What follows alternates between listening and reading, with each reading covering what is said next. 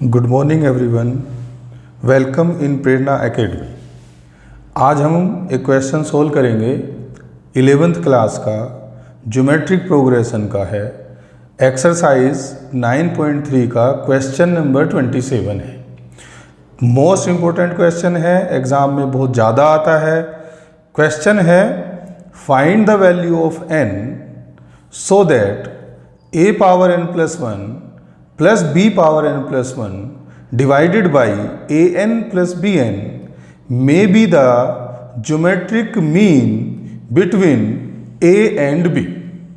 मतलब आपको दो नंबर दिए हुए हैं a और b, आपको n का वैल्यू बताना है, जबकि ये वैल्यू है a n plus 1 plus b n plus 1 upon a n plus b n, ये ज्योमेट्रिक मीन है इन दोनों का।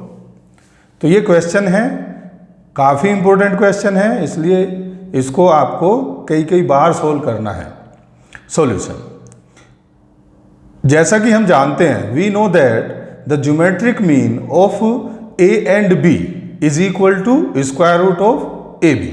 ये फॉर्मूला है ज्योमेट्रिक मीन दो नंबर के बीच का। अब क्वेश्चन के according to the question, a n plus 1 plus b n plus 1 divided by a n plus b n is square root of a b। ये आपको दिया हुआ है कि ये नंबर a b का मीन है, ज्योमेट्रिक मीन है, तो हमने इसको दोनों को इक्वल लिख दिया। अब यहाँ स्क्वायर रूट है, हमें स्क्वायर रूट को हटाना है, तो स्क्वायर रूट हटाने के लिए दोनों तरफ स्क्वायरिंग करेंगे, तो स्क्वायरिंग बोथ साइड्स। तो हमने लेफ्ट साइड का भी स्क्वायर किया, यानी a n plus 1 plus B N plus 1 upon A N plus B N whole square is equal to right side का भी स्क्वायर किया, square root of A B.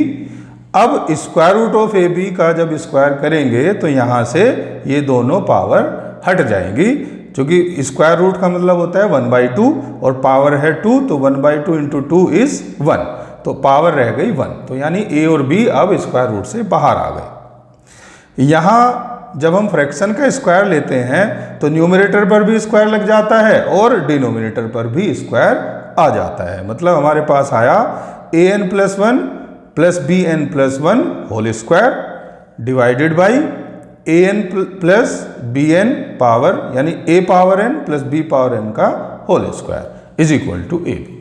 अब हमने क्या किया कि ये नंबर है इसको इधर ले गए a b के साथ, ठीक है, क्रॉस प्रोडक्ट होके ये ए बी के साथ चला गया, तो हमारे पास बचा a power n plus 1 plus b power n plus 1 whole square is equal to A B into A N plus B N whole square. ये हमारे पास बचता है, ठीक है जी। अब हमने इसमें फॉर्मूला लगा दिया, जैसे x plus Y whole square, तो x plus Y whole square क्या होता है, मैं यहाँ लिख देता हूँ, x plus Y whole square होता है X square plus Y square plus 2xy। इस फॉर्मूले को हमने दोनों जगह यूज किया, यानी हमने लेफ्ट साइड का स्क्वायर खोलने में भी यूज किया और राइट साइड में भी हमने इसी को यूज करके, अब हमारे पास आता है, यानी x की जगह हमारा लेफ्ट साइड में है a n प्लस 1 और y की जगह है b n प्लस 1, तो ये हुआ a n plus 1 whole square plus b n plus 1 whole square plus twice of A N plus 1 into B N plus 1। ये अकॉर्डिंग टू फॉर्मूला हमने लिखा। अब यही चीज हमें A power N plus B power N whole square में लगानी है, तो ए बी तो बाहर ही रहेगा ब्रैकेट से, तो हम इसको सोल्व करते हैं यूजिंग द फॉर्मूला। फॉर्मूले के अकॉर्डिंग क्या हुआ, A power N whole square plus B power N whole square plus 2 A power N into B power N. तो ये हमने फॉर्मूला लगा के इसके स्क्वायर को सोल्व कर लिया।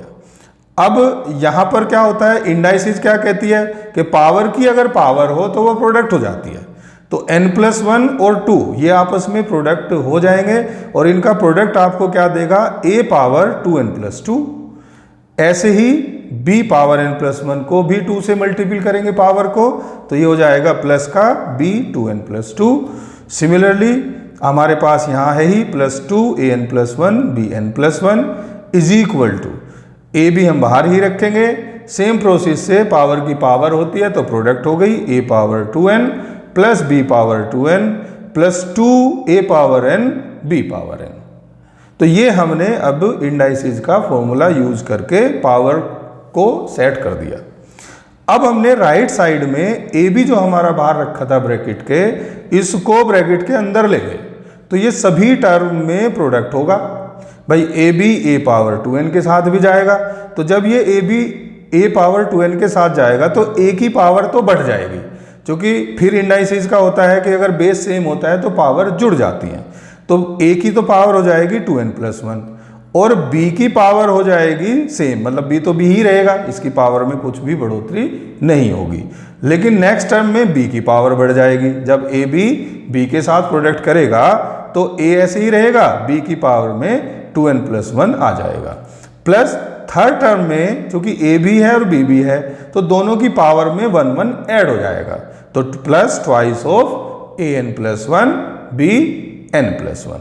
तो ये हमने ब्रैकेट भी ओपन कर दिया। अब हम क्या देख रहे हैं कि ये जो हमारी लेफ्ट हैंड साइड है, देखो ये इसमें है 2an+1 bn+1। मैं इसको यहाँ लिख देता हूँ, implies a 2n+2 plus b 2n+2 plus 2 times an+1 bn+1 is equal to a power 2n+1 b plus a b power 2n+1 plus 2a power n+1 b power n+1।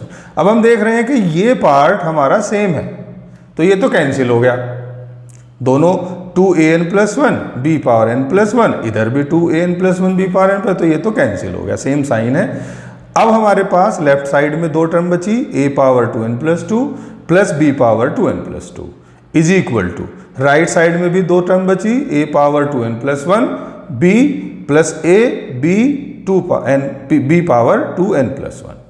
अब हमने क्या किया कि ये जो राइट साइड की दोनों term है इनको लेफ्ट साइड में ले गए, दोनों को लेफ्ट साइड में ले गए, तो जो लेफ्ट साइड की है वो तो पॉजिटिव रही as it is, a power 2n+2 plus b power 2n+2, लेकिन इनका चूंकि इधर प्लस साइन था तो लेफ्ट में जाकर ये निगेटिव हो गई, तो -2n+1 b और -ab 2n+1 is equal to 0। अब हमने क्या किया, देखो यहाँ कॉम्बिनेशन बनाते हैं, यहाँ जो टर्म है इनका एक कॉम्बिनेशन बनाया हमने। क्या किया, पहली और तीसरी फर्स्ट एंड थर्ड टर्म को एक साथ लिया, इसलिए मैंने यहाँ 1 1 लगाया हुआ है, एक टिक लगाया हुआ है। तो फर्स्ट और थर्ड टर्म का ब्रैकेट एक बनाया और फिर हमने सेकंड और फोर्थ का एक बनाया, लेकिन फोर्थ टर्म को हमने पहले लिखा, तो हमने माइनस साइन यहाँ जो है कॉमन लिया, तो जो माइनस साइन वाली थी वो तो हो गई पॉजिटिव। फोर्थ टर्म को हमने पहले लिखा माइनस कॉमन, चूंकि ये दोनों फिर एक जैसी बन जाएंगी, और सेकंड टर्म को हमने बाद में लिखा। चूंकि सेकंड टर्म पॉजिटिव है इसलिए जब माइनस कॉमन लेंगे तो सेकंड टर्म का साइन नेगेटिव हो जाएगा। आप इस ब्रैकेट को ओपन करके देखो, ये माइनस हो जाएगा तो फोर्थ टर्म आ गई, ये माइनस माइनस प्लस हो जाएगा तो सेकंड टर्म आ गई। मतलब ये चारों टर्म हमारे पास हैं, लेकिन हमने रीअरेंज किया है इनको, पहली के साथ तीसरी और फोर्थ के साथ सेकंड लेकर इज इक्वल टू 0। अब इसमें आप ध्यान से देखो, पहली जो दो टर्म है इनमें a की पावर 2n+1 कॉमन है, यहाँ तो a 2n+2 है तो एक ज़्यादा है, यहाँ a 2n+1 है तो हमने a 2n+1 को कॉमन ले लिया। अब पहली टर्म में तो हमारा एक बार 1 बचा, सॉरी a बचा और माइनस b बचा, यानी a माइनस b इस टर्म से आपका बच जाता है। ऐसे ही हमने माइनस में b 2n+1 कॉमन ले लिया, तो हमारे पास क्या बचा, a माइनस b। इसीलिए हमने इन्हें रीअरेंज किया था, क्योंकि हमारा एक फैक्टर कॉमन आ जाएगा इज इक्वल टू 0। अब हम साफ देख रहे हैं कि a माइनस बी हमारा कॉमन आ जाएगा। अब जब a माइनस बी यहाँ से कॉमन है तो a 2n+1 minus b 2n+1 is equal to 0, ये दोनों फैक्टर एक साथ आ जाएंगे। अब हमारे पास दो फैक्टर हैं, एक है a माइनस बी और एक है a 2n+1 minus b 2n+1, और दोनों का प्रोडक्ट 0 है। तो अब क्या हुआ कि या तो a माइनस बी 0 होगा या फिर a 2n+1 minus b 2n+1 0 होगा। तो अब हम आगे बढ़ते हैं, पेज पलटते हैं, लेकिन हाँ यहां लिख देता हूं मैं, implies either a minus B is 0 और a power 2n+1 minus b power 2n plus 1 is 0। उन दोनों फैक्टर में से एक को तो 0 होना पड़ेगा, लेकिन a और b तो बराबर नहीं है, a और b तो डिफरेंट नंबर है, हमने क्वेश्चन में ही लिया है। तो इसका मतलब a माइनस बी का डिफरेंस 0 नहीं होगा। तो फिर क्या 0 होगा? तो फिर ये दूसरा फैक्टर 0 होगा। तो a power 2n plus 1 minus b power 2n plus 1 0 होगा। क्योंकि पावर बेशक सेम हो, नंबर अलग अलग हैं, जैसे 2 की पावर 3 और 3 की पावर 3 कभी सेम नहीं हो सकते, तो ऐसे ही यहाँ पर भी इनकी पावर भी सेम नहीं होगी। तो ये आपका यानी यहाँ से जो आंसर आएगा उनका डिफरेंस हम 0 हमने ले लिया। अब यहाँ पर क्या हुआ कि ये जो b है इसकी साइड चेंज कर दी हमने, तो a 2n plus 1 is equal to b 2n plus 1।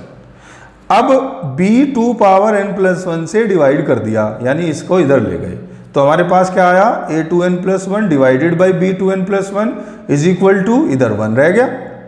अब जब देखो पावर सेम है तो इंडाइसिस ये कहती है कि हम इसको एक ब्रैकेट में रख के एक पावर ले सकते हैं। अच्छा, a हमारा यहाँ पे राइट साइड में 1 है, तो 1 को हम सेम बेस में जो हमारे पास है a अपॉन b, इसकी पावर 0 करके लिख सकते हैं, क्योंकि नॉन जीरो बेस की पावर अगर 0 होगी तो उसका वैल्यू 1 होता है। अब हमने a अपॉन b बेस क्यों लिया? क्योंकि हमें पावर को कंपेयर करना है, तो हमने पावर को कंपेयर कर लिया। पावर कंपेयर किया तो 2n प्लस 1 0 आया हमारा, और इसको सोल्व करके n की वैल्यू माइनस 1/2 आ गई। तो यहाँ हमारा ये क्वेश्चन खत्म होता है। ठीक है, मोस्ट इंपॉर्टेंट क्वेश्चन है। आप लोगों को अगर ये क्वेश्चन समझ में आ रहा है, मेरा चैनल पसंद आ रहा है, तो आप इसे सब्सक्राइब करिए, लाइक करिए और शेयर जरूर करिए, अपने दोस्तों को जरूर बताइए। अगले पार्ट में आपको फिर से एक क्वेश्चन का सॉल्यूशन मिलेगा। Thank you.